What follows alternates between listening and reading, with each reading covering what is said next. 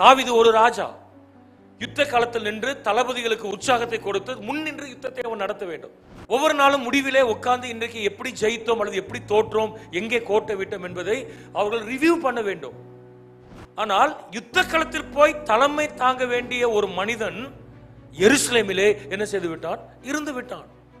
நாம் செய்ய வேண்டியதை செய்கிறோமா என்பதை சிந்தித்து பார்க்க வேண்டும். Sins of commission, sins of omission ரெண்டு இருக்குது.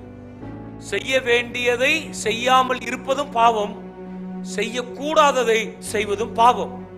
ஆண்டவரே, இந்த பாவங்களில் சிக்கி எங்கள் கூடாரங்களை அழித்து விடாதபடி காத்துக்கொள்ளும் ஆண்டவரே என்று கர்த்தரிடத்தில் கேட்க வேண்டும்.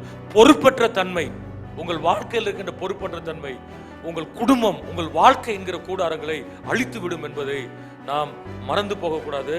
மனதில் வைத்துக்கொள்ள கர்த்தர் நமக்கு என்ன செய்வாராக? ஆண்டவர் கிருபை தருவாராக.